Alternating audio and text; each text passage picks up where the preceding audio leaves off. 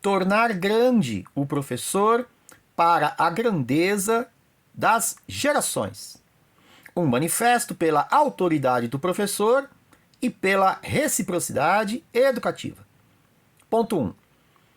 Vivemos um tempo em que a escola perdeu o seu centro moral. A sala de aula tornou-se campo de tensões entre professores desautorizados, alunos sem limites e famílias divididas entre o zelo e a omissão.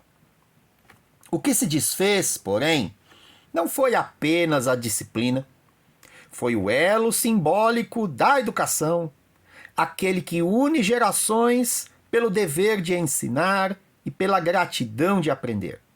Esse elo tem nome, a relação professor-aluno. É nela que a educação começa. É dela que nasce toda a autoridade legítima.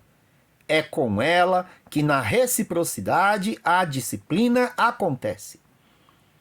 Quando o professor ensina com boa vontade, o aluno aprende com seu esforço e respeito. Há aqui diferença e reciprocidade envolvidas. A diferença entre eles promove a liberdade. O respeito responde à reciprocidade entre eles. Independentemente de estarem na educação infantil, no ensino fundamental ou médio e também no superior. Ponto 2. Nos últimos anos, a cultura pedagógica dominante, muitas vezes de esquerda, transformou a relação educativa em uma disputa de poder. A autoridade do professor passou a ser vista como opressão e a disciplina do aluno como submissão.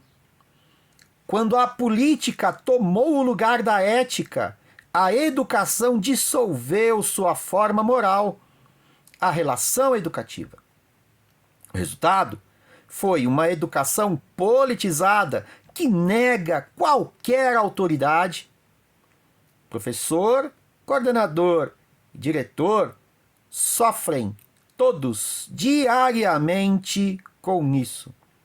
E indiretamente sofrem pais, mães, famílias. Repetimos.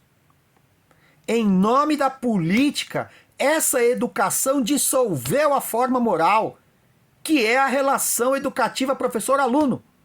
E o resultado foi a anarquia moral mascarada de emancipação. Mas a verdadeira liberdade nasce da diferença reconhecida e responsável. O professor é grande porque sabe, ensina e se dedica em benefício do aluno. E o aluno cresce porque reconhece no professor a fonte de saber do seu próprio crescimento e se esforça com disciplina para isso. É essa reciprocidade que sustenta a autoridade do professor, não a autoridade que oprime, mas a que forma, guia e cuida. E isso é bom para alunos e famílias que percebem isso. Ponto 3. Restaurar a forma moral da educação, que é essa relação educativa professor-aluno, é a tarefa do nosso tempo. E não depende apenas de reformas políticas, legais ou curriculares, mas de nós mesmos. De um gesto pessoal, diário, de cada pai, mãe, cidadão. Reconhecer em cada relação educativa o dever de ensinar do professor e o direito de aprender do aluno como fundamentos do convívio humano.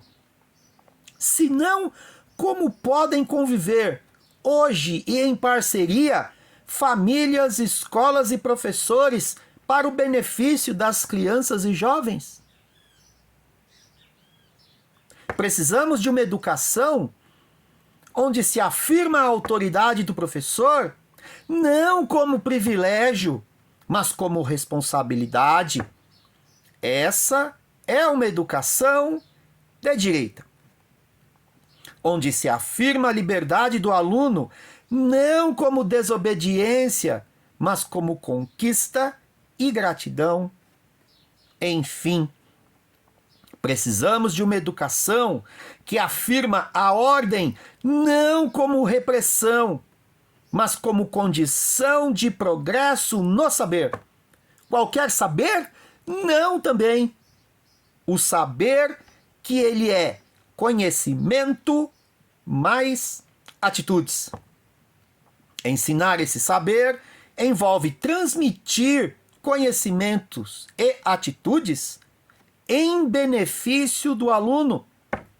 E aqui, aviso aos especialistas de plantão que na educação a epistemologia e a moral devem estar juntas como dois aspectos de um mesmo ato educativo e não separadas. Pois de que vale todo conhecimento sem moral, sem utilização em favor do próximo? E de que vale, como disse, toda moral sem conhecimento, sem ordem, nem razão, nem virtude? Conhecimento sem moral é loucura.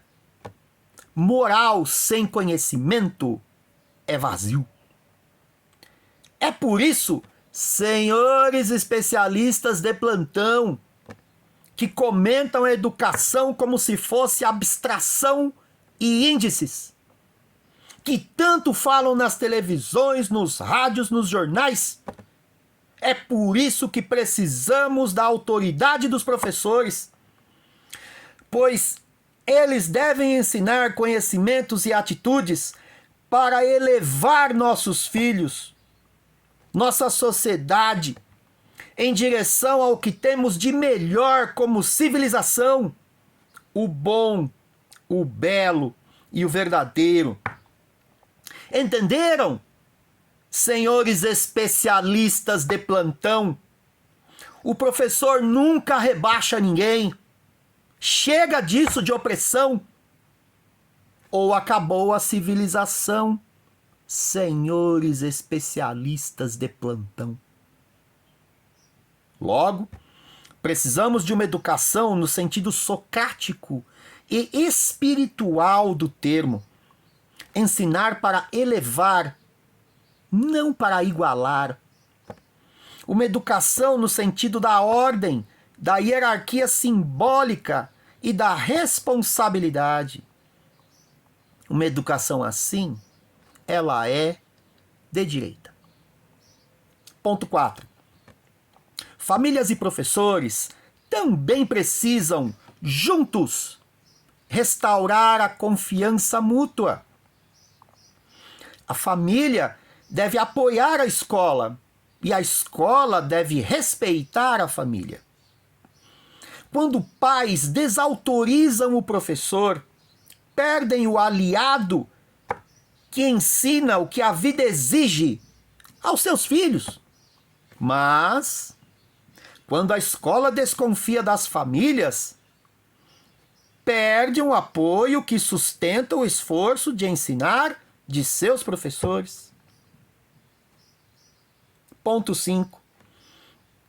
Precisamos voltar a crer que educar é um ato moral antes de ser político.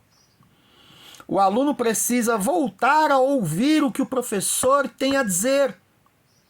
A escola precisa voltar a acreditar no valor que o professor ensina. E a sociedade, as famílias, precisam voltar a honrar quem ensina seus filhos. Pois sem o professor não há transmissão do saber, nem continuidade da civilização como a conhecemos hoje. Todos nós já passamos pelas mãos e mentes dos professores e estamos aqui em famílias, com filhos e netos. Tarefa árdua, mas necessária, é a educação. E essa tarefa só é possível se houver, antes de tudo, diferença e respeito.